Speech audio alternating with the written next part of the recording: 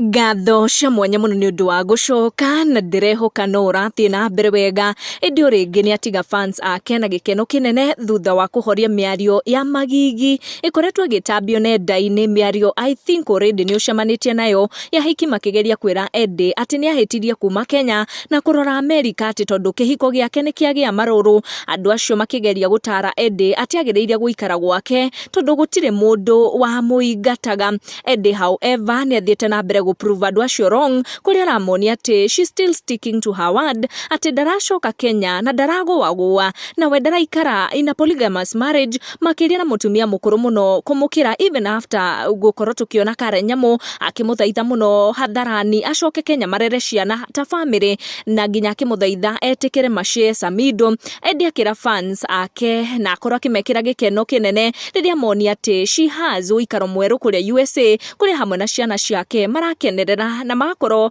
magikena muno ni kuona ati ni magukorwo magicelebrate Christmas ino makire in their new home kuria Edday agikorwo agishare some videos akionania gikeno kiri na ciana ciake. Edday akorwo akionania uria ciana ciake ikire na gikeno kinene in their new home though video iria agikorwo agikira ciagikorwo iki attract mawoni ngurani na andu magikorwo makihahuka makiria ni kuigua uria kahuni ka Edday gaigwetwo Michael uria karakiaria na accent ya kuria majuu. Ino niyo video iria agikorwo agiikia na iria agitiga andu mathamitie tunua ni kuona uria family ino ikeneire na oroho Edday ni agikorwo akiuga ati kwina mundu guthie cukuru ya ngumbaru niguo akihote ku understand na kunyita uria